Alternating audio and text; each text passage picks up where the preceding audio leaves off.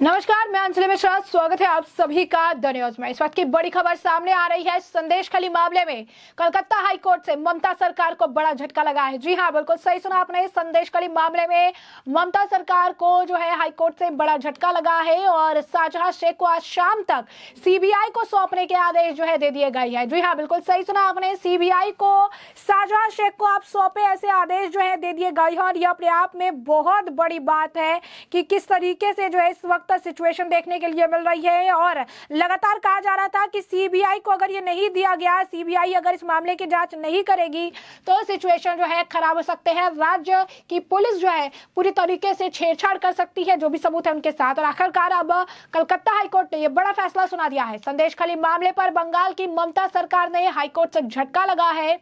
Calcutta high court ने ED team पर हमले की जांच सीबीआई को सौंपने के आदेश दिए हैं। साथ ही कोर्ट ने ममता सरकार को आदेश दिया है कि वह मामले में आरोपी शाहजहां शेख को आज मंगलवार शाम तक सीबीआई की हिरासत में सौंप दे। और सूत्रों की माने तो हाईकोर्ट के इस आदेश को ममता सरकार सुप्रीम कोर्ट में चुनौती देने की तैयारी कर रही है। जी हाँ, शाहजहां शेख को ममता सरकार का ममता बनर्जी का काफी ज्यादा जो है करीबी बताया जा रहा है और कहा जा रहा है कि ममता बनर्जी जो है शाहजहां शेख को बचाने का प्रयास कर रही है। बीजेपी भी इस मामले को लेकर कई बार कह चुकी है कि ममता सरकार लगातार जो है शाहजहां शेख को बैकअप दे रही है और अब तक जो है उन्हें बैकअप ही दे रही थी। और ऐसे में कहीं ना कहीं ममता सरकार एक आखिरी दाव जो है सुप्रीम कोर्ट में उसे चैलेंज करके जो है हाईकोर्ट के फैसले को आखिरी दाव जो है खेल सकती है। दरअसल कलकत्ता हाईकोर्ट ने टीएमसी के परिसरों पर छापेमारी करने गए ईडी अधिकारियों पर हमले के संबंध में जांच को पश्चिम बंगाल पुलिस से सीबीआई को ट्रांसफर करने की ईडी की याचिका पर आदेश सुरक्षित रख लिया। मंगलवार को मुख्य न्यायाधीश टीएस शिवगणनम और न्यायमूर्ति हिरणमय भट्टाचार्य की खंडपीठ ने फैसला सुनाया है। कोर्ट ने राज्य पुलिस के सदस्यों के साथ एक एसआईटी गठित करने से पहले के आदेश को रद्द कर दिया और राज्य को सभी कागजात तुरंत सीबीआई को ट्रांसफर करने का आदेश दे दिया है। हाईकोर्ट के आदेश के बाद अब नजात पुलिस स्टेशन और बोनगांव पुलिस स्टेशन में दर्ज तीनों मामलों को सीबीआई को सौंपा जाएगा। ईडी अधिकारियों पर हमले के मामले में हाईकोर्ट ने एसआईटी को बर्खास्त कर दिया है।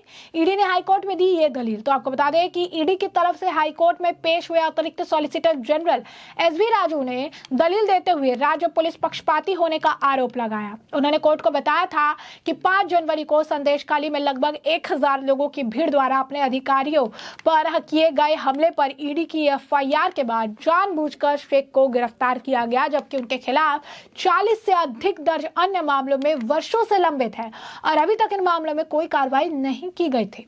शेख की गिरफ्तारी के बाद राज्य सरकार ने मामले की जांच बशीरहाट पुलिस से लेकर सीआईडी को सौंप दी थी। राजू ने दावा किया था कि ऐसा शेख की सीबीआई हिरासत से इनकार करने के लिए किया गया था, भले ही जहां सीबीआई को ट्रांसफर कर दी गई हो, क्योंकि किसी आरोपी की अधिकतम पुलिस हिरासत अवधि 14 दिन है। आपको बता दें कि राशन वितरण घोटाले में ईडी ने जारी किया था समन। तो गौरतलब है कि ईडी ने शाहजहां को राशन वितरण घोटाले मामले में पूछताछ में पेश होने के लिए समन जारी किया था, जिसमें 19 फरवरी यानी आज ही कोलकाता के सीजीओ कॉम्प्लेक्स में पेश होना था। और ईडी ने दावा किया है कि पश्चिम बंगाल के राशन वितरण घोटाले में करीब 10,000 करोड़ रुपए का भ्रष्टाचार हुआ। और इस मामले में ईडी ने सबसे पहले बंगाल के पूर्व मंत्री ज्योतिप्रिया मलिक को गिरफ्तार किया था। बाद में टीएमसी नेता शाहजहां शेख और बनगांव नगर पालिका के पूर्व चेयरमैन शंकर आधा की भी संलिप्तता की सामने आई। इसी सिलसिले में 5 जनवरी को ईडी की टीम जब शाहजहां शेख के आवास पर छापा मारने पहुंची तो वहां उनके गुर्गों ने ईडी के अधिकारियों पर हमला कर दिया।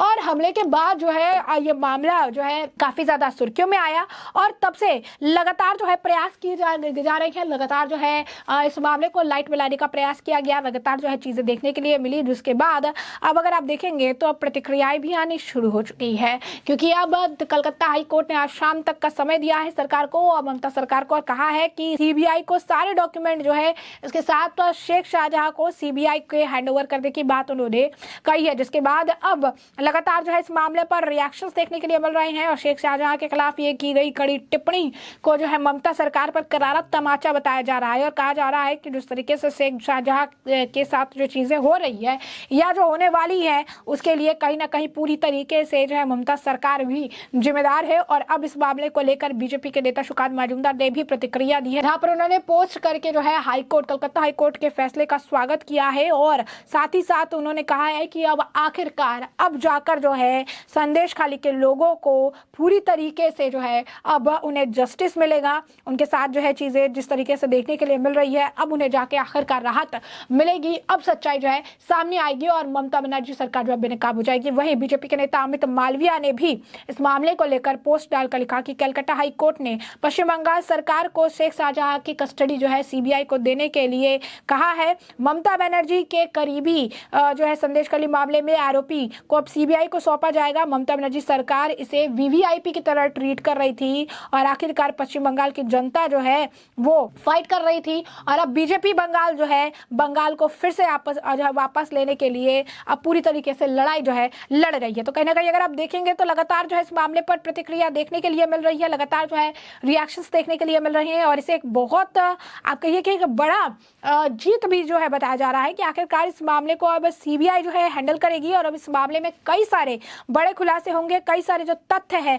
वो निकलकर सामने आएंगे जो अब तक शांत थे, जो अब तक अगर आप कहेंगे कि नदारद रहे हैं और अब इस पर से पर्दा हटेगा। और अब बीजेपी अगर आप कहेंगे कि इस मामले को लेकर काफी लंबे समय से जो है कह भी रही थी, इस मामले को काफी ज्यादा सुर्खियों में भी आया हुआ था, लगातार फरार चल रहे थे और अब जिस तरीके से सिचुएशन हुई है, अब जिस तरीके से हालात हुए हैं, अब प्रो जो है उनके लिए मुश्किलें बढ़ जाएगी। अब यही नहीं, आपको बता दें कि अब इस मामले को लेकर भी प्रतिक्रिया है। बीजेपी बंगाल ने लिखा है कि प्रोटेक्शन देने का उन्होंने प्रयास किया, इंडियन जस्टिस सिस्टम को अपने हाथ में लेने का प्रयास किया और लेकिन पश्चिम बंगाल के लोगों ने वो कर दिखाया है। विपो पीसी जो है अब किसी भी तरीके से रेपिस्ट को अब जो है नहीं बचा पाएंगी और अब किसी तरीके से जो है उनका समर्थन या सारी चीजें जो है नहीं कर पाएंगे। तो कहीं ना कहीं अगर आप देखेंगे तो एक बहुत बड़ा झटका जो है इसे बताया जा रहा है और कहीं ना कहीं ये मुश्किलें जो है शेख शाहजहां की बढ़ने वाली है, क्योंकि शेख शाहजहां को ममता बनर्जी का करीबी माना जाता है। खासकर अगर हम आपको बताएं तो ये करीबी जो है वो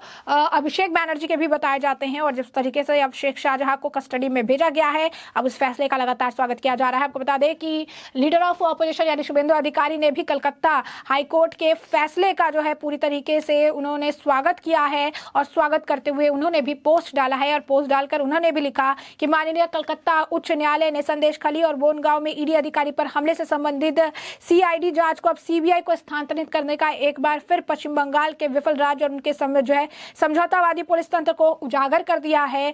मैं कलकत्ता जो है उच्च न्यायालय की माननीय प्रथम श्रेणी पीठ के फैसले का तहे दिल से स्वागत करता हूं।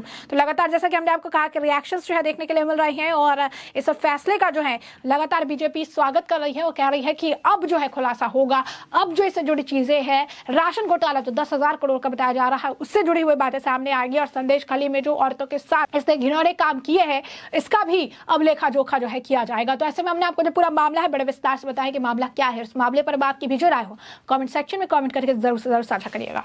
धन्यवाद।